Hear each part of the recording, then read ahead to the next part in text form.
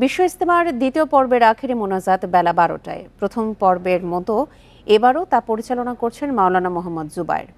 এতে অংশ নিতে ভোর থেকেই ঢাকা সহ আশপাশের এলাকা থেকে জড়ো হচ্ছেন মুসল্লিরা। তবে প্রথম পর্বের মতো ইজতেমা ময়দানের আশপাশের যান চলাচল আজ বন্ধ থাকছে না। মুসল্লিদের যাতায়াতের সুবিধার জন্য চালু রয়েছে বিআরটি বাস লাইন। এদিকে ভোরে ফজরের নামাজের পর থেকে ইজতেমা ময়দানে চলছে বয়ান ও জিকির। ইবাদত বন্দেগীতে সময় কাটছে মুসল্লিদের। দ্বিতীয় পর্বে 22 জেলার পাশাপাশি অংশ নিচ্ছেন বিদেশ থেকে আসা মুসল্লিরা। এই পর্বের শেষে 14 ফেব্রুয়ারি মাওলানা সাদপন্থীদের ইজতেমা করার কথা। সেক্ষেত্রে আখেরি মোনাজাত হবে 16 ফেব্রুয়ারি। কিছু ভুল ত্রুটি আছে সেটাকে সংশোধন করার জন্য এবং আল্লাহর কাছে পানা চাওয়ার জন্য এটাই আসছে। এখানে সারা বিশ্ব থেকে মানুষ আসতেছে, অনেক বড় আল্লাহ ব্যক্তিরা আসে, যে কার ওসিলা আল্লাহ তাআলা দোয়া কবুল করে, যে কোনো ওসিলা যদি আমি মাফ পেয়ে যাই, এই জন্য একটা কারণ হচ্ছে আসে। এই মুহূর্তে টঙ্গীর তুরাগতীর থেকে বিশ্ব ইজতেমার সবশেষ খবর জানাতে যোগ দিচ্ছেন আমাদের সহকর্মী আদিলুর রহমান। আদিল, আপনি এখন ইজতেমা ময়দানে কি প্রস্তুতি দেখছেন? 12টায় তো আখেরি মোনাজাত শুরু হবে, এখন পর্যন্ত সবশেষ জানাবেন।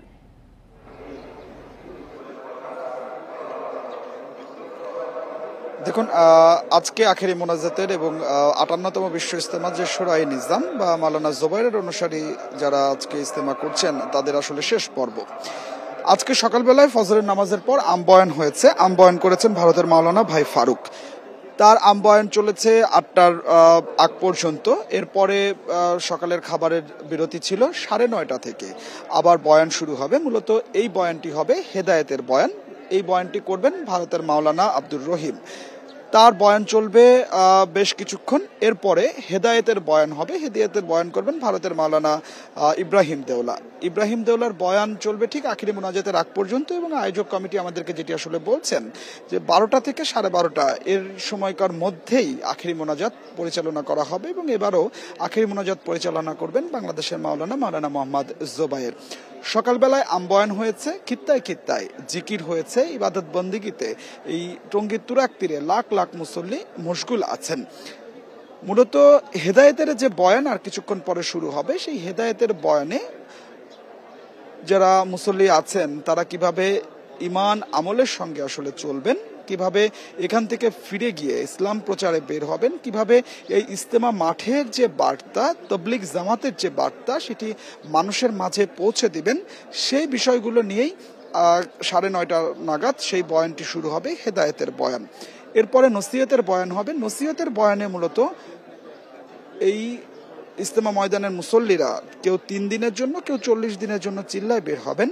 তারা সেই সময় কি করতে পারবেন, কি করতে পারবেন না, কিভাবে মানুষের কাছে ইসলামগুলো প্রচার করবেন, সেই নসিহতমূলক যে বয়ান, সেই বয়ানটি করা হবে। আমরা মুসল্লিদের সঙ্গে কথা বলছিলাম। মুসল্লিরা বলছিলেন যে প্রত্যেকের উদ্দেশ্য আসলে ইজতেমা ময়দানে আসার উদ্দেশ্য একটাই, সেটি হচ্ছে কিভাবে দিনের পথে থাকা যায়, কিভাবে দিন প্রচার করা যায়, সেই বিষয়টি। আর আজকের আখেরি যে মোনাজাত, সেই আখেরি মোনাজাতকে কেন্দ্র করে এর মধ্যে সব ধরনের প্রস্তুতি শেষ করা হয়েছে। প্রশাসনের পক্ষ থেকে যেমন প্রস্তুতি নেওয়া হয়েছে, তেমনি আয়োজক কমিটির পক্ষে প্রস্তুতি নেওয়া হয়েছে।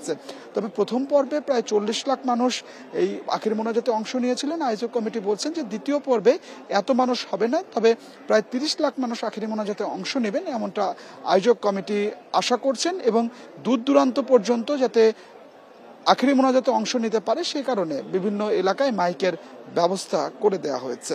তো আমার কাছে ইজতেমা ময়দান থেকে এটি ছিল সবশেষ।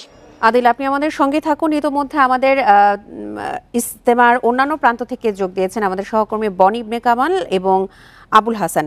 শুরুতেই আমি যাচ্ছি বনি ইবনে কামালের কাছে। বনি, আমরা প্রথম পর্বের মতো ইজতেমা ময়দানে আজকে চারপাশে যে যান চলাচল বন্ধ ছিল প্রথম পর্বে, আজকে কিন্তু সেটি থাকছে না। কিন্তু মুসল্লিদের জন্য যাতায়াতের সুবিধার জন্য বিআরটির বাস সেবা চালু রয়েছে। তাদের আসা যাওয়ায় কোনো অসুবিধা হচ্ছে কিনা সেটি জানাবেন।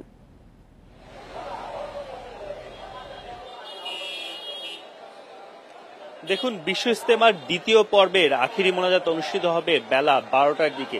আমরা কিন্তু ভোরবেলা থেকে একেবারে যখন ফজরের নামাজ শুরু হয়েছে এরপর থেকে আমরা দেখতে শুরু করেছি রাজধানীর আশেপাশে যারা রয়েছেন তারা কিন্তু এই যে তুরাগের যে তুরাগ তীরের পাশে ইজতেমা ময়দানে কিন্তু এরই মধ্যে আসতে শুরু করেছেন। এবং সবচেয়ে বড় বিষয় হচ্ছে যে এবার যেহেতু দ্বিতীয় ধাপে 22টি জেলার মানুষ অংশগ্রহণ করবে, সেই ক্ষেত্রে আমরা দেখতে পাচ্ছি যে এই 22 জেলার মানুষ অনেক আগে থেকেই তারা নিজস্বভাবে গাড়ি রিজার্ভ করে, বাস বা পিক আপ রিজার্ভ করে এসেছেন এবং এখনো কিন্তু অনেকেই আসছেন। বেলা 12টায় যখন এই যে দ্বিতীয় পর্বের আখিরি মোনাজাত শুরু হবে তখন ধারণা করা হচ্ছে প্রায় 30 লাখ মানুষ এখানে অংশ নেবেন, এরকম ধারণা দিচ্ছে আমাদেরকে সুরাই নিজাম কমিটি। এবং আমরা পুরো যে এলাকার কথা যদি আমি বলি, আমরা কিন্তু দেখতে পাচ্ছিলাম যে রাজধানীর বিভিন্ন প্রান্ত থেকে বাসে করে অনেকেই আসছেন। আমরা উত্তরা দিয়ে যখন আসছিলাম তখন আমরা দেখছিলাম যে তখনও অনেকেই কিন্তু পায়ে হেঁটে অথবা বাসে অথবা পিক আপে করে এদিকে রওনা হয়েছেন বা আসছেন, এমন একটা অবস্থান কিন্তু আমরা দেখতে পেয়েছি। এখন পর্যন্ত আমরা যতটুকু দেখতে পাচ্ছি পুরো যে ইজতেমা ময়দান রয়েছে, ময়দান কিন্তু প্রায় কানায় কানায় পূর্ণ এবং এখনো যে পরিমাণ মানুষ আসছে সেক্ষেত্রে খুব স্বাভাবিকভাবেই গতবারের মতো এবারও সড়কে বা রাস্তায়ও কিন্তু আমরা প্রচুর মানুষ আখিরি মোনাজাতে অংশ নেবে এরকম দৃশ্য দেখতে পাবো বলে ধারণা হচ্ছে। পাশাপাশি আরেকটু যদি জানিয়ে রাখতে চাই, এই যে আজকের যে দ্বিতীয় ধাপের আখিরি মোনাজাত হবে, এই আখিরি মোনাজাতটি এবার গতবারের মতো এবারও পরিচালনা করবেন মাওলানা মোহাম্মদ মুফতি জুবায়ের। এবং আমরা পুরো যে সার্বিক অবস্থান, আইন শৃঙ্খলা পরিস্থিতির কথা যদি জানাতে চাই, আমরা দেখতে পাচ্ছি যে পুরো এলাকা জুড়ে আইন শৃঙ্খলা পরিস্থিতির একটি কঠোর নজরদারির ব্যবস্থা কিন্তু করা হয়েছে। বিশেষ করে যেহেতু আজকে এই যে কামারপাড়ার যে সড়কটি বা অন্যান্য যে সড়কগুলো গতবার বন্ধ রাখা হয়েছিল সেগুলো যেহেতু বন্ধ রাখা হয়নি, সেক্ষেত্রে ট্রাফিক নিয়ন্ত্রণের জন্য এই পুরো এলাকা জুড়ে অতিরিক্ত পুলিশও কিন্তু মোতায়েন করা হয়েছে, যারা আসলে পুরো ট্রাফিক নিয়ন্ত্রণের কাজটি করে যাচ্ছেন। এবং এই পুরো যে আয়োজনটি আজকে দ্বিতীয় পর্ব শেষ হবে এবং এরপরে আরো তৃতীয় একটি পর্ব হওয়ার কথা রয়েছে সাতপন্থীদের মধ্যে। সেই যে প্রিপারেশন বা প্রস্তুতি, সেই বিষয়টিও কিন্তু হচ্ছে বলে আমরা দেখতে পাচ্ছি। এবং সবশেষ যেটা মূল বিষয়, এই পুরো যে আয়োজন, এই পুরো আয়োজনকে ঘিরে যে ব্যবস্থাপনা কর্মপদ্ধতি, সেটা আমরা যতটুকু দেখতে পাচ্ছি 12টার দিকে যখন এই মোনাজাত শুরু হবে, পুরো রাস্তায় যদি মানুষজন এসে যায় সেক্ষেত্রে গাড়ি চলাচল নিয়ন্ত্রণ করা, সেই বিষয়গুলোতেও পুরোপুরি প্রস্তুতি নিয়েছে এখানকার পুলিশ। বনি, আপনিও আমাদের সঙ্গে থাকুন। ইজতেমার আরেক প্রান্তে আছেন আমাদের সহকর্মী আবুল হাসান, যাচ্ছি তার কাছে। আবুল, আমরা দেখেছি যে 22 জেলা সহ বিদেশি অনেক মুসল্লিও এখানে অংশগ্রহণ করেছেন এবং শুধু মোনাজাতে অংশ নেওয়ার জন্য অনেকে সকাল থেকে ইজতেমামুখী হচ্ছেন। সার্বিক ব্যবস্থাপনাও নিয়ে জানাবেন।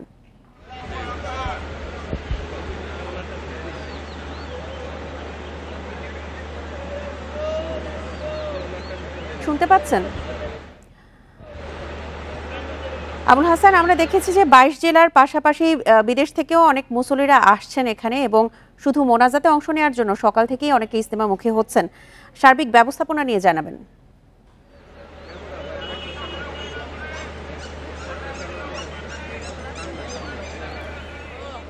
দুঃখিত, আমাদের সংযোগটি বিচ্ছিন্ন হয়ে গেছে।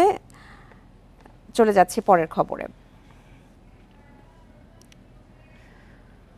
তৃতীয় পর্বের ইজতেমাকে ঘিরে বিরোধী অবস্থানে মাওলানা সাদ ও সুরাই নিজাম অনুসারীরা। সাদপন্থীদের মন্তব্য শর্ত আরোপ করে তাদের সঙ্গে বৈষম্য করেছে সরকার। অন্যদিকে তাদের বিরুদ্ধে সরকারের সিদ্ধান্ত অমান্য করার অভিযোগ তুলেছেন জুবায়ের অনুসারীরা। তবে তাবলিগের সাধারণ মুসল্লিরা বলছেন ইজতেমায় এমন বিভেদ তারা চান না।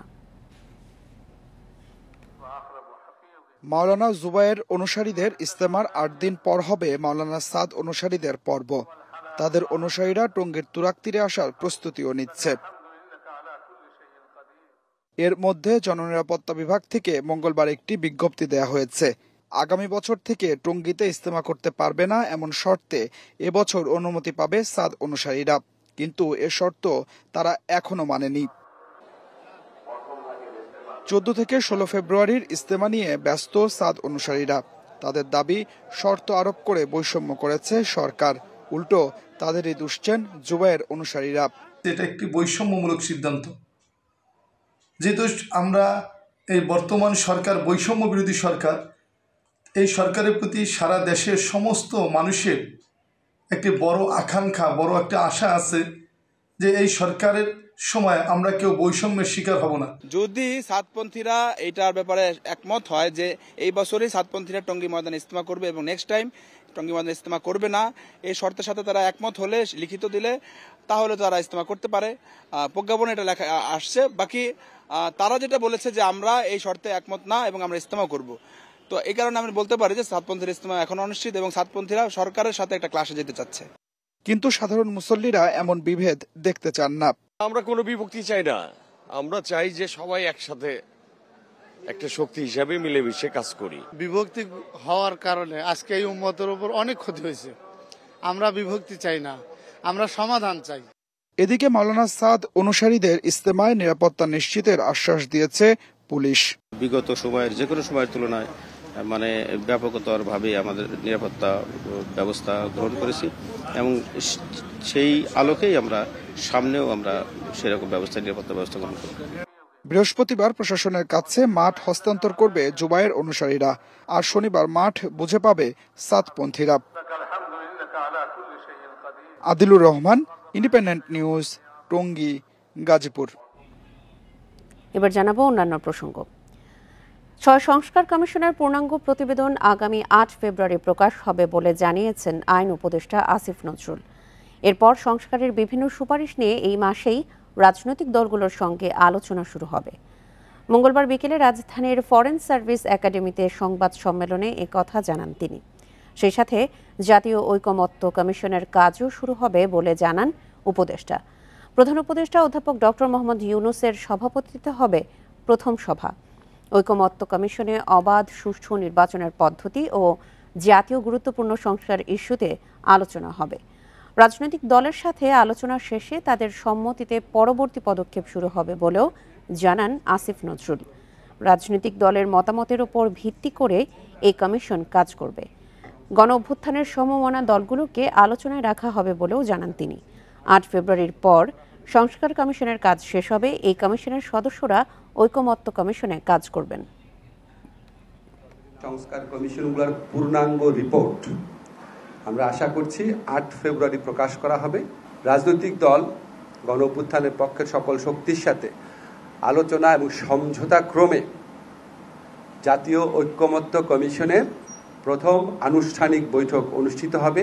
আমরা আশা করছি এটা ফেব্রুয়ারির মাঝামাঝি সময় অনুষ্ঠিত হবে এবং এটা রাজনৈতিক বাড়ি বাড়ি গিয়ে ভোটার তালিকা হালনাগাদ করার কথা, কিন্তু তথ্য সংগ্রহকারীরা তা করেননি। রাজধানীর রামপুরা, বাড্ডা, মিরপুর সহ বেশ কিছু এলাকায় তার প্রমাণ পাওয়া গেছে। ফলে নতুন ভোটার নিবন্ধন হয়েছে 11 লাখ কম। ইসির লক্ষ্য ছিল 61 লাখ, হয়েছে মাত্র 50 লাখ। এছাড়া হালনাগাদে মৃত ভোটার বাদ পড়েছে 15 লাখ। যা নিয়ে সন্দেহ দেখা দিয়েছে, প্রশ্ন তৈরি হয়েছে প্রক্রিয়া নিয়ে। আমরা যখন বাড়ি বাড়ি যাব, আমরা প্রত্যেকটা যাচাই করে দেখব। 20 জানুয়ারি থেকে 3 ফেব্রুয়ারি পর্যন্ত চলে ভোটার তালিকা হালনাগাদ কার্যক্রম। 12 কোটির বেশি ভোটারের তথ্য বাড়ি বাড়ি গিয়ে যাচাইয়ের ঘোষণা দিয়েছিল কমিশন, কিন্তু মাঠের বাস্তবতা ভিন্ন। 3 ফেব্রুয়ারি রাজধানীর রামপুরার ওয়াবদা রোডে সরজমিনে গিয়ে জানা যায় তথ্য সংগ্রহকারীরা এই এলাকায় বাড়ি বাড়ি আসেননি। আমাদের এমনি কেউ আসে নাই, আমি বলতে দেখি না। এই যে আপনি আসছেন, ডাক দিয়েছেন, আমরা আসছি, কিন্তু ওই জায়গায় কেউ আমরা এখন তো আমাকে আসতে দেখি আসে নাই। পাশের বাসাতেও একই অভিযোগ পাওয়া যায়। এই ধরনের লোক আসে নাই, আর আমি জানি না ভোটার লিস্টের জন্য কোনো লোক আসে নাই। বনশ্রীতেও ভোটারের তথ্য নিতে বাড়ি বাড়ি যাননি তথ্য সংগ্রহকারীরা। আমাদের এখানে কেউ আসেনি, ভোটার কেউ করতে আসেনি, এখানে কোনো লোক আসেনি তথ্য নেওয়ার জন্য। হ্যাঁ, তথ্য নেওয়ার কেউ আসেনি। নয়াটোলার মোড়ল গলিতেও ভোটারের তথ্য হালনাগাদে যাননি তথ্য সংগ্রহকারীরা। আমার ছেলে ভোটার করতাম, কিন্তু কেউ আসেনি, করতে পারিনি। এখানে এখনো ভোটার তালিকার জন্য কেউ আসে নাই, মাইকিং করে গেছে কিন্তু আসে না এখন। ঢাকার আজিমপুর, খিলগাঁও, মোহাম্মদপুর, ট্যামরা, মিরপুরের অনেক এলাকাতেও বাড়ি বাড়ি যাননি তথ্য সংগ্রহকারীরা। কোথাও কোথাও মাইকিং করে বিদ্যুতের খুঁটি ও দেয়ালে যোগাযোগের নম্বর লিখে দায়িত্ব সেরেছেন। দায়সারাভাবে তথ্য সংগ্রহ করায় এবারও ভোটার তালিকার বাইরে চলে যেতে পারে অনেক নতুন ভোটার। অন্যদিকে হালনাগাদ কার্যক্রমে মৃত ভোটারদের সঠিকভাবে বাদ না দেয়ায় ভোটার তালিকা কতটা নির্ভুলভাবে হচ্ছে সেই প্রশ্ন থেকে যায়। 2022 সালে তালিকা হালনাগাদের সময় 22 লাখের বেশি মৃত ভোটার বাদ যায়, অথচ 2 বছর পর পাওয়া গেছে 15 লাখ মৃত ভোটার। ভোটার লিস্ট ঠিক মতন করা হচ্ছে একটা নির্বাচনের সবচেয়ে প্রথম ধাপ। যদি আমাদের একটা এলাকায় 100 জনের মধ্যে 15 জনও যদি না আসে, আমি বলবো যে সেই এলাকায় সম্পূর্ণ ভোটটাই ত্রুটিপূর্ণ হয়ে রয়ে গেল। নির্বাচন কমিশন বলছে ভোটার তালিকা হালনাগাদ কার্যক্রমে সব অভিযোগ খতিয়ে দেখা হবে। এবারের যে অভিজ্ঞতাটা সেটা যেন আমরা পরের বারের অভিজ্ঞতায় যেন এটাকে ক্যাপিটালাইজ করতে পারি, to compensate, to overcome the problems. এটা আমরা definitely this is a lesson. এবছর কমিশনের লক্ষ্য ছিল 61 লাখ নতুন ভোটার নিবন্ধন করা, সেখানে হয়েছে প্রায় 50 লাখ। Mahmudul Hasan, Independent News, Dhaka. এ বিষয়ে আরো জানাতে চট্টগ্রাম ও বরিশাল থেকে যোগ দিচ্ছেন আমাদের সহকর্মীরা। শুরুতেই যাচ্ছে চট্টগ্রামে, জানাবেন সহকর্মী আব্দুল্লাহ রাকিব। রাকিব, চট্টগ্রামে বিভিন্ন বাড়ি বাড়ি গিয়ে ভোটার তালিকা যে হালনাগাদের বিষয়টি রয়েছে, এই কার্যক্রম কি সুষ্ঠুভাবে সম্পন্ন হচ্ছে কিনা?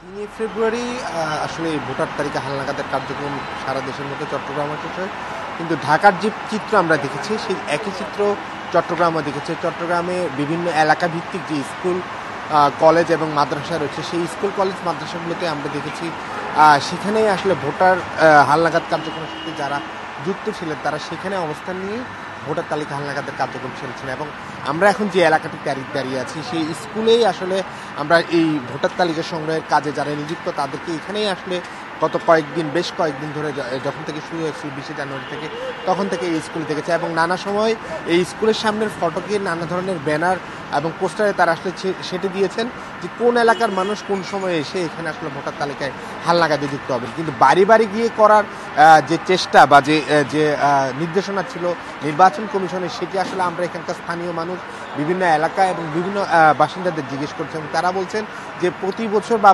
সবসময় যে প্রক্রিয়া হয়ে থাকে সেটি এবারে হয়নি। যদিও ভোটার তালিকার সাথে যুক্ত যারা আছেন হালনাগাদে তারা বলেছিলেন যে নিরাপত্তাজনিত কারণে বিভিন্ন অ্যাপার্টমেন্ট বা বিভিন্ন বাড়িতে আসলে তারা প্রবেশ করতে পারেন না, এবং তাদের ছদ্মবেশী একটি চক্র আসলে এই সুযোগ নিয়ে থাকে, ডাকাতি করার চেষ্টা করে এবং নানা সময় সে অভিযোগটি এসেছে। ফলে তাদের এক ধরনের বিভ্রান্তির মধ্যে পড়তে হয়, তাদের মধ্যে এক ধরনের বাধার মধ্যে পড়তে হয়, এবং সেটিকে চিন্তা করে হয়তো বা তারা বিভিন্ন এলাকার যে কেন্দ্রগুলো ছিল বা স্কুলগুলো ছিল সেখানে আসলে ভোটার তালিকা হালনাগাদের কার্যক্রম শেষ করেছেন। তবে সেটি করতে গিয়ে অনেক মানুষ বা যারা আসলে ভোটার হতে চেয়েছেন তারা ভোটার তালিকায় যুক্ত হওয়ার সুযোগ পাননি, এবং তারা বলছেন অনেকেই যে তারা আশা করেছিলেন হয়তো বাসায় আসবেন, এবং অনেকে ভোটার তালিকা থেকে বাদ পড়ার যে কার্যক্রম ছিল অর্থাৎ যারা মৃত ভোটার সেইটি আসলে পুরোপুরি সম্পন্ন হয়নি। ফলে বলা চলে এখানকার যারা মানুষ বা ভোটার তালিকায় যুক্ত হতে ছিলেন তারা বলছেন একটি অসম্পূর্ণ, বা যারা ভোটার হতে চেয়েছেন তারা সেই তালিকায় যুক্ত হতে পারেননি। তবে নির্বাচনী কর্মকর্তারা আমাদেরকে যেটি বলেছেন যে ভোটার হওয়ার যে নিয়মিত প্রক্রিয়া সেটি চলমান থাকবে, এবং যারা এই 20 জানুয়ারি থেকে 3 ফেব্রুয়ারি পর্যন্ত ভোটার তালিকায় হালনাগাদে যুক্ত হয়েছেন তাদের যে ছবি এবং স্বাক্ষর নেওয়ার যে কার্যক্রম চলবে তখনও এসে কেন্দ্রগুলোতে তারা ভোটার হতে পারবেন। তবে সেটি আসলে কতটা সফল হয় সেটি হয়তো সামনের দিনে বলা যাবে। চট্টগ্রাম থেকে জানাচ্ছিলেন আমাদের সহকর্মী। এই মুহূর্তে আমরা বরিশালে যাচ্ছি, সেখান থেকে জানাবেন আমাদের সহকর্মী আল আমিন। আল আমিন, বরিশালে ভোটার তালিকা হালনাগাদের সবশেষ কার্যক্রম কেমন দেখছেন? ঢাকা এবং চট্টগ্রামে আমরা যেমন অসুবিধাগুলো দেখেছি, বরিশালে কি একই অবস্থা দেখতে পেয়েছেন আপনি?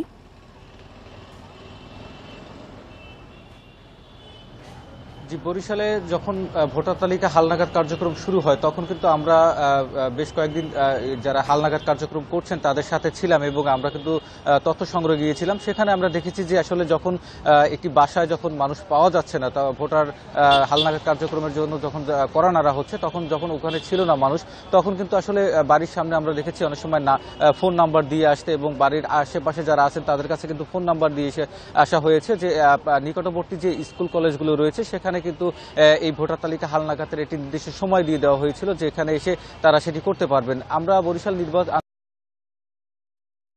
5-2% ভোটার, নতুন ভোটার তারা কিন্তু যুক্ত হয়েছেন, এবং এই রেজিস্ট্রেশন করার যে বাকি যেগুলো রয়েছে সেগুলো দিলে কিন্তু আসলে 4% উপরে নতুন ভোটার যুক্ত হবেন। সেক্ষেত্রে তারা যেটি বলছেন যে আসলে তারা বাড়ি বাড়ি গিয়ে ভোটার তালিকা হালনাগাদ করেছেন, এবং আমরা বরিশাল নগরী জুড়ে দেখেছি যেখানে মাইকিং করা হয়েছে এবং বিভিন্নভাবে কিন্তু প্রচারণা চালানো হয়েছে নতুন ভোটার বা ভোটার তালিকা হালনাগাদ কার্যক্রমের জন্য।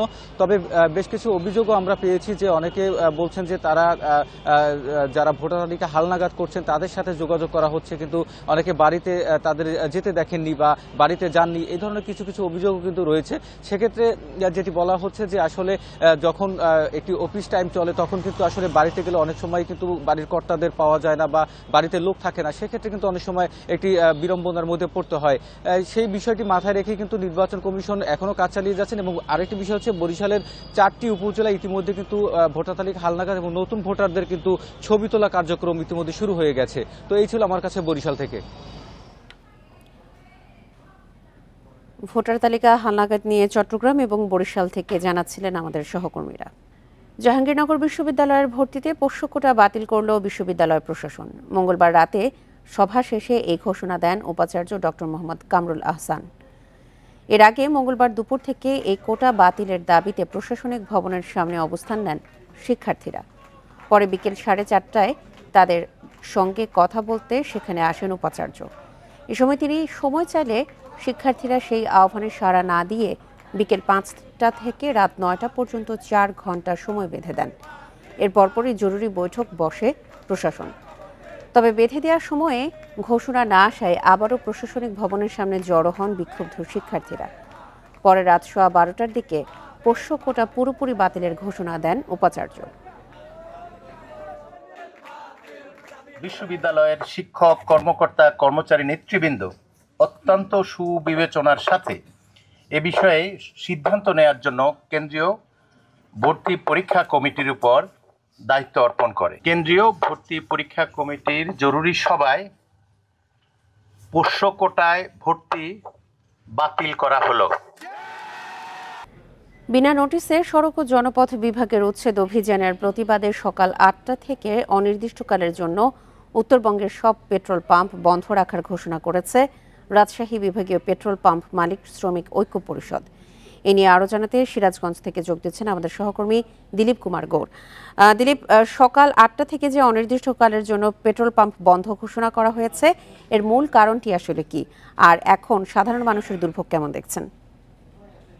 আমি আপনাকে জানিয়ে রাখতে চাই যে নওগাঁ জেলাতে পেট্রোল পাম্প ছিল, যেগুলো কয়েকটি পেট্রোল পাম্প ছিল যেটা হচ্ছে সড়ক ও জনপথ বিভাগের জায়গার উপর ছিল, সেইগুলো সড়ক ও জনপথ বিভাগ বিনা নোটিশে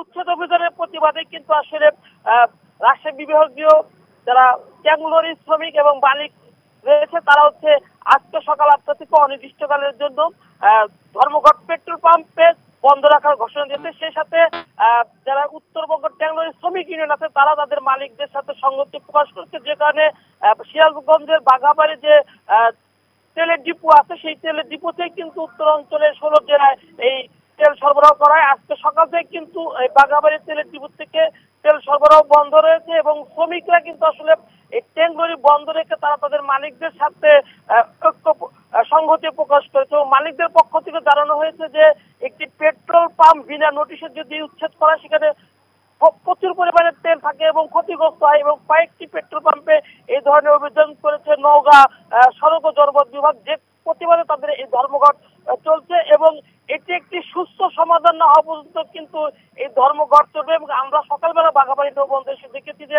এখানে যে পদ্মা, মেঘনা, যমুনার যে ডিপো আছে সেই ডিপো চালু থাকলেও ট্যাঙ্কগুলোরই কিন্তু ডিপোতে ঢুকছে এবং কোনো তেল উত্তোলন করা হচ্ছে না। যদি এই তেল উত্তোলন না করা হয় তাহলে কিন্তু উত্তর অঞ্চলে তেল সরবরাহ বন্ধ থাকলে পাম্পের ক্ষতি হবে। বিশেষ করে এখন কিন্তু ধানের আবাদ চলছে, সেই ধানের আবাদ সেচ চালাতে কিন্তু প্রচুর পরিমাণ তেল প্রয়োজন হয়।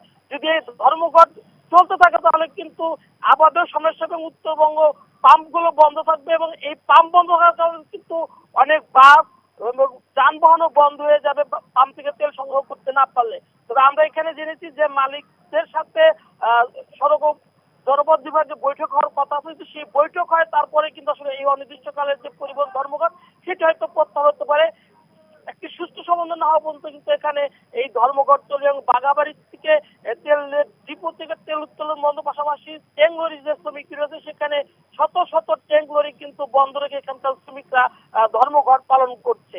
তো মূলত আসলে এই তেল উত্তোলন আমরা কথা বলেছিলাম ডিপো যারা দায়িত্ব হচ্ছে ম্যানেজার, তারা কিন্তু জানে যে ডিপো খোলা রয়েছে, যদি কোনো ট্যাঙ্ক লরি ঢোকে তবে তারা ডিপোতে তেল সরবরাহ করবে। কিন্তু এখানে শ্রমিক ইউনিয়নের যারা নেতৃবৃন্দ আছে, উত্তরবঙ্গ ট্যাঙ্ক লরি শ্রমিক ইউনিয়নের আজিজুর রহমান, তিনি আমাদেরকে জানিয়েছেন যেহেতু মালিকরা ধর্মঘট পালন করছে তাদের সাথে তারা সংহতি প্রকাশ করছে এবং মালিকদের নির্দেশনা ব্যতীত তারা কোনো তেল ডিপো থেকে উত্তোলন করবে না এবং তেল সরবরাহ করা হবে না এবং মালিকদের নির্দেশনা না পাওয়া পর্যন্ত কিন্তু তাদের যে এই অনির্দিষ্টকালের ধর্মঘট, সেই ধর্মঘট চলতে থাকবে। সব পেট্রোল পাম্প বন্ধ রাখার ঘোষণা নিয়ে বিস্তারিত জানাচ্ছিলেন সিরাজগঞ্জ থেকে আমাদের সহকর্মী দিলীপ কুমার গৌড়। পুঁজিবাজার নিয়ন্ত্রক সংস্থা সিকিউরিটিজ অ্যান্ড এক্সচেঞ্জ কমিশনের সদ্য সাবেক চেয়ারম্যান শিবলি রুবাইয়াতুল ইসলামকে গ্রেপ্তার করা হয়েছে। মঙ্গলবার রাতে ধানমন্ডির বাসা থেকে তাকে গ্রেপ্তার করে ডিবি। দুদকের 2 মামলায় তাকে গ্রেপ্তার দেখানো হয়েছে। শিবলি রুবাইয়াতের বিরুদ্ধে বিএসইসিতে থাকাকালে শেয়ার বাজারে লুটপাটের সহায়তা এবং অবৈধ সম্পদ অর্জনের অভিযোগ রয়েছে। গত 9 অক্টোবর দুর্নীতি দমন কমিশনের আবেদনের প্রেক্ষিতে আদালত শিবলি রুবাইয়াতের বিদেশ যাত্রায় নিষেধাজ্ঞা দেয়। এছাড়া শিবলি রুবাইয়াত ও তার ছেলে জুহায়ের সারার ইসলামের ব্যাংক হিসাব স্থগিত করার পাশাপাশি তাদের সব বিও হিসাবও অবরুদ্ধ করা হয়। 4 মাস পর দেশের সার্বিক মূল্যস্ফীতি নেমেছে 1 অঙ্কের ঘরে। জানুয়ারিতে মূল্যস্ফীতি কমে 9.94%, আর খাদ্য মূল্যস্ফীতি কমে হয়েছে 10.72%। গত মাসের তুলনায় কিছুটা কমলেও টানা 10 মাস ধরেই খাদ্য মূল্যস্ফীতি 10% ওপরে রয়েছে। বাংলাদেশ পরিসংখ্যান ব্যুরো বিবিএস এর তথ্য মতে গত বছরের মার্চের পর খাদ্য মূল্যস্ফীতি আর 1 অঙ্কের ঘরে নামেনি। খাদ্য মূল্যস্ফীতি বেশি থাকায় স্বল্প আয়ের মানুষ দীর্ঘ সময় ধরে চাপে রয়েছেন। গত বছরের ডিসেম্বরে খাদ্য মূল্যস্ফীতি ছিল 12.92%।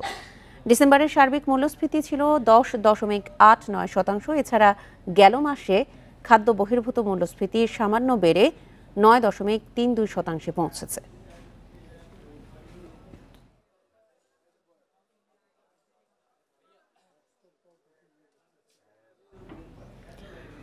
মূল্যস্ফীতি নিয়ন্ত্রণে আরও 2 থেকে 3 মাস সময় লাগবে এমন আশ্বাস দিলেন অর্থ উপদেষ্টা ডক্টর সালেউদ্দিন আহমেদ। তিনি স্বীকার করলেন ভ্যাট বাড়ায় জনগণের ওপর চাপ বেড়েছে, কিন্তু নানা সংকটের কারণে বাড়াতে হয়েছে বলে দাবি তার। মঙ্গলবার দুপুরে সচিবালয়ে সরকারি ক্রয় সংক্রান্ত বৈঠক শেষে এসব কথা বলেন উপদেষ্টা। জিনিসপত্রের দাম নিয়ে বেকায়দায় অন্তর্বর্তী সরকার। সার্বিক মূল্যস্ফীতি 10% ছাড়িয়ে যাওয়ায় সমালোচনাও ব্যাপক। সরকারের কোনো পদক্ষেপই কাজে আসেনি। সরকারের ক্রয় সংক্রান্ত বৈঠকেও প্রাধান্য পায় মূল্যস্ফীতি। ভ্যাট বাড়ানো নিয়ে সাংবাদিকদের প্রশ্নের মুখে পড়েন অর্থ উপদেষ্টা। তিনি অভিযোগ করেন ভ্যাটের চেয়ে বেশি দাম বাড়িয়েছেন ব্যবসায়ীরা। এক্সামশন থেকে বেরিয়ে আসা, কারণ বহু লোক বহু রকম এক্সামশন হচ্ছে দিনের পর দিন। আমি সেটা থেকে এগুলো আর এনকারেজ করবো। এর মধ্যে হয়তো দু একটা পণ্য কিছুটা এফেক্ট হয়েছে, লোকজনের কিছুটা কষ্ট হচ্ছে, সেটা আমরা চেষ্টা করবো। তিনি আরও জানান মূল্যস্ফীতি সহনীয় পর্যায়ে আসতে আরও 2 থেকে 3 মাস সময় লাগতে পারে। তার আশা জুন মাস নাগাদ মূল্যস্ফীতি 6 থেকে 7% নেমে আসতে পারে।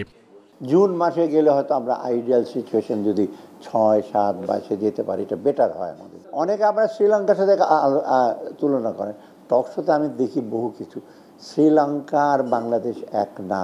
তিনি বলেন চাল, ডাল সহ বিভিন্ন পণ্যের সরবরাহ বাড়াতে আমদানি করা হচ্ছে, বাজারে কোনো ঘাটতি হবে না। আল আমিন হোসেন, ইন্ডিপেন্ডেন্ট নিউজ, ঢাকা। ফল আমদানিতে বর্ধিত ভ্যাট ও অতিরিক্ত শুল্ক প্রত্যাহার না হওয়ায় 2 দিনের জন্য চট্টগ্রাম বন্দর থেকে ফল খালাস বন্ধ করেছেন ব্যবসায়ীরা। বাংলাদেশ ফ্রেশ ফ্রুটস ইম্পোর্টার্স অ্যাসোসিয়েশনের ঘোষিত কর্মসূচির অংশ হিসেবে দেশের সব বন্দরে মঙ্গলবার এবং আজ ফল খালাস বন্ধ থাকছে। মঙ্গলবার আমদানিকারকরা জানান তাজা ফল আমদানিতে বর্ধিত ভ্যাট ও অতিরিক্ত শুল্ক প্রত্যাহারের দাবিতে জাতীয় রাজস্ব বোর্ডের স্মারকলিপি দিয়েছেন তারা। এরপরও কোনো সিদ্ধান্ত না নেওয়ায় চট্টগ্রাম বন্দরসহ দেশের সব স্থলবন্দরে 2 দিন ফল খালাস বন্ধ রাখার সিদ্ধান্ত নেওয়া হয়েছে। 13 ফেব্রুয়ারির মধ্যে দাবি পূরণ না হলে পরদিন থেকে অনির্দিষ্টকালের জন্য এই কর্মসূচি পালিত হবে বলে জানিয়েছেন সংগঠনের নেতারা। আমাদের 2 দিন কর্মসূচি, 2 দিন খালাস করবো না। তারপর সরকার যদি আমাদের দাবি না মানে তাহলে আমাদের ওই বাংলাদেশ ফাস্ট ফুড ইনফুডার অ্যাসোসিয়েশনের পক্ষ থেকে আবার 14 তারিখ থেকে ঘোষণা আসছে যে অনির্দিষ্টকালের জন্য আমরা বন্ধ করে দিব। সারা বাংলাদেশ মাল লোড আনলোড সব বন্ধ, তো বন্ধের কারণে আমাদের পলমন্ডিতে একটা প্রভাব পড়ছে, মালের দাম বেশি, ডিউটির কারণে আমাদের মালের দাম বেশি, আমরা ব্যবসায়ীরা ক্ষয়গ্রস্তর ভিতরে আছি। দাম বাড়ানোর পরও পূরণ হচ্ছে না সরকারি ধান চাল সংগ্রহের লক্ষ্যমাত্রা। আড়াই মাসে কোথাও লক্ষ্যমাত্রার 10% বেশি সংগ্রহ হয়নি। গতবারের চেয়ে মন প্রতি 120 টাকা বাড়ালেও খোলা বাজারে 2 থেকে 300 টাকা বেশি দাম পাচ্ছেন কৃষকরা। কম দাম, ব্যাংকে মূল্য পরিশোধের কারণে ধান দিতে কৃষকদের আগ্রহ কম। এ সুযোগে চালের দাম বাড়াচ্ছে মিল মালিক ও মজুতদাররা। প্রতি বছর আমন বোরো মৌসুমে সরাসরি কৃষকের কাছ থেকে ধান চাল সংগ্রহ করে সরকার। 17 নভেম্বর পাবনায় আমন মৌসুমে 2617 টন ধান সংগ্রহের অভিযান শুরু হয়। তবে আড়াই মাসে জেলায় কোনো ধান সংগ্রহ হয়নি। কৃষকরা বলছেন, সরকার প্রতি মন 1320 টাকা নির্ধারণ করলেও বাজারে মন প্রতি বিক্রি হচ্ছে 1500 থেকে 1600 টাকায়। আইডি কার্ড লাগে, বিল পাতি তাদের একটা সময় লাগে। ধান দেবো, গোডাউনের রেট বেসে 1320 টাকা, আর আমরা হাটে নিলে পরে ধানের রেট পাচ্ছি 1500, 1550।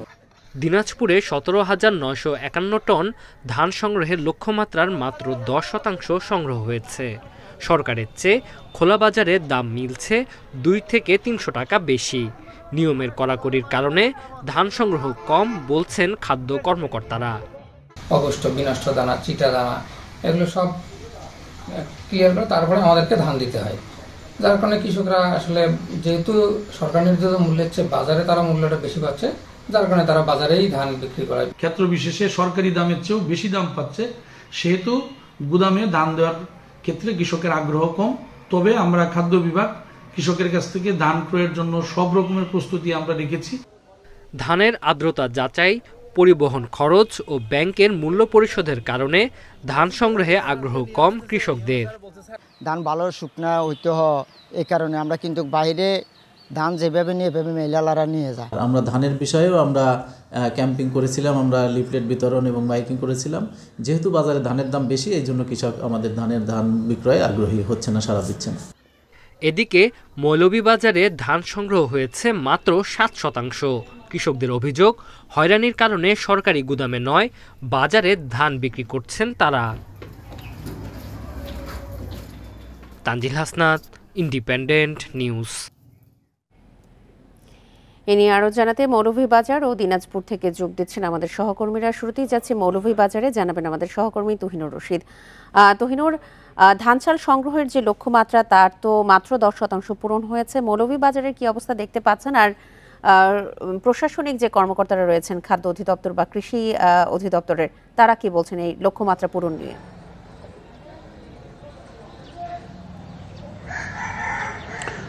দেখুন, মৌলভীবাজারে আসলে গত নভেম্বরের 28 তারিখ থেকেই মূলত সরকারি যে খাদ্য গুদাম সেগুলিতে ধান চাল সংগ্রহ অভিযান শুরু হয়।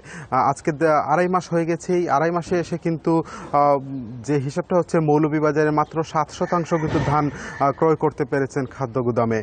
তো এই সমস্যা নিয়ে আসলে আমরা কৃষকদের সাথে কথা বলেছিলাম যে কেন আসলে এই খাদ্য গুদামে কৃষকরা আসলে ধান দিতে চাচ্ছেন না। তারা যেটি বলছেন যে আসলে সরকারি যে দাম, অর্থাৎ দাম হচ্ছে কেজি প্রতি 33 টাকা তারা পাচ্ছেন, সেখানে তারা এখন বলছেন যে খোলা বাজার যারা আছেন, পাইকারি যারা নিচ্ছেন, তারা কিন্তু তাদের কাছ থেকে 30 থেকে 32 টাকা দরেই কেজি কিন্তু তারা নিচ্ছেন, এবং তারা এখানে বলছেন যে তাদের বাড়ি থেকে তারা বিক্রি করতে পারছেন। অন্যদিকে সরকারি খাদ্য গুদামে তারা সেই প্রত্যন্ত অঞ্চল থেকে পরিবহন খরচ দিয়ে পাশাপাশি এখানে এসে, অর্থাৎ এই খাদ্য গুদামগুলিতে এসে তাদের যে বিভিন্ন হয়রানি করা হয়, যার ফলে তারা কিন্তু আগ্রহ হারাচ্ছেন এই খাদ্য গুদামগুলিতে ধান বিক্রি করতে। তো তারা বলছেন যে আসলে এই যে প্রক্রিয়া, এই প্রক্রিয়াটিকে পরিবর্তন করতে হবে। পাশাপাশি তারা বলছেন দাম যেটি আছে, সেই দাম যেহেতু তারা বাজারে বেশি পাচ্ছেন, যার ফলে তারা কেন দেবেন এই খাদ্য গুদামে, এরকম কিন্তু প্রশ্ন।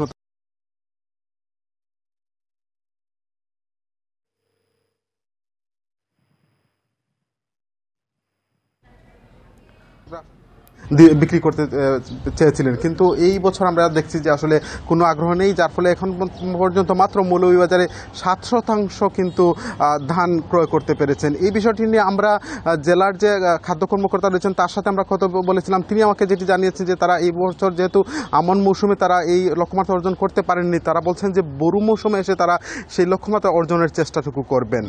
এই ছিল আসলে মৌলভীবাজার। সঙ্গে থাকুন, এবার আমরা যাচ্ছি দিনাজপুরে, সেখান থেকে জানাবেন আমাদের সহকর্মী ASM আলমগীর। আলমগীর, এই এলাকায় লক্ষ্যমাত্রার কত শতাংশ পূরণ করা গেছে আর খাদ্য অধিদপ্তর থেকে কি জানা গেছে? দিনাজপুরে আসলে সংগ্রহের যে লক্ষ্যমাত্রা ছিল 17,991 মেট্রিক টন, সেখানে সংগ্রহ হয়েছে 1,711 মেট্রিক টন, মানে 10 ভাগ সংগ্রহ হয়েছে। দিনাজপুরে কৃষি খাদ্য বিভাগ যেটি বলছে, আসলে দেখেন ধান এবং চাল একই আমনের যেটি সংগ্রহ লক্ষ্যমাত্রা সেটি কিন্তু একই সঙ্গে করা হয়। আর ধানটি কিন্তু আসলে এই ধান এবং চাল যে সংগ্রহ করা হয় এটি খাদ্য নিরাপত্তা নিশ্চিত করার লক্ষ্যে, কিন্তু ধান সংগ্রহের যে বিষয়টি থাকে সেটি হচ্ছে সরকার যে ধানের যে দামটি নির্ধারণ করে দেয়, সেই দামটি নির্ধারণ করে দেয় মানে কৃষক যাতে এই সরকারের দামের চাইতে বাজারের দাম যাতে কম না হয় সেটি নিশ্চিত করার লক্ষ্যে কিন্তু আসলে ধান সংগ্রহের যে লক্ষ্যমাত্রা নির্ধারণ করা হয়। সরকার যদি কৃষক যদি স্বাভাবিকভাবেই কৃষি পণ্যের যে দাম যেখানে বেশি পাবে সেখানে বিক্রি করবে। বাজারে এখন দাম বেশি, যার কারণে কৃষকরা কিন্তু সরাসরি বাজারে বিক্রি করতেছে। আপনাকে একটা বিষয় বলে রাখি যে আমনের যে দামটি নির্ধারণ করা হয়, আমনের কিন্তু অনেক ভ্যারাইটি আছে। আমাদের দিনাজপুরে বিশেষ করে এখানে কিন্তু চিকন জাতের যে চাল আছে এটি কিন্তু আবাদ বেশি হয়। এটির দাম কিন্তু সরকারের নির্ধারিত দামের চাইতে 300 টাকা বেশি, 300-350 টাকা পর্যন্ত বেশি। এই ধানটি বেশি আবাদ হচ্ছে, যার কারণে আর সরকার যে দামটি নির্ধারণ করা হয় সেটি কিন্তু আমনের সবচেয়ে নিচু জাতের ধান, যে মোটা চাল যেটি ধান যেটি সেটির কিন্তু আসলে নির্ধারণ করতে হয়। যার ফলে কিন্তু এখানে কিন্তু সেই ধরনের মোটা জাতের ধান যেটি সেটি কিন্তু আবাদ কমে গেছে, এটি একটি অন্যতম কারণ। আরেকটি বিষয় সেটি হচ্ছে যে আসলে সরকার যে ধান সংগ্রহ করে কিন্তু ধান থেকে আসলে চাল করার জন্য, যেখানে আপনার 17,991 মেট্রিক টনের বিপরীতে কিন্তু এখানে প্রায় 80,000 মেট্রিক টন কিন্তু চাল সংগ্রহ করতে হবে। এর মধ্যে কিন্তু আসলে 81% কিন্তু চাল সংগ্রহের লক্ষ্যমাত্রা সেটি কিন্তু দিনাজপুর অর্জন করেছে। এই জন্য খাদ্য বিভাগ বলছে যে আসলে খাদ্য নিরাপত্তার যে বিষয়টি সেটি কিন্তু তাদের ঠিক আছে, কারণ চালটি তাদের কিন্তু সংগ্রহ হচ্ছে। আর ধানের সংগ্রহ বিষয়টি এটি কিন্তু আসলে কৃষকদের ন্যায্য মূল্য নিশ্চিতের দাবিতে, যার কারণে সরকার যে নির্ধারিত যে দাম নির্ধারণ করে দিয়েছে এর কারণে কৃষক কিন্তু আসলে বাজারে কিন্তু আসলে ন্যায্য মূল্য পাচ্ছে। এই ছিল দিনাজপুরের সর্বশেষ অবস্থা। মৌলভীবাজার এবং দিনাজপুর থেকে জানাচ্ছিলেন সহকর্মীরা। এই ছিল বিরতিহীন ইন্ডিপেন্ডেন্ট সংবাদে, আমন্ত্রণ পরের আয়োজনে।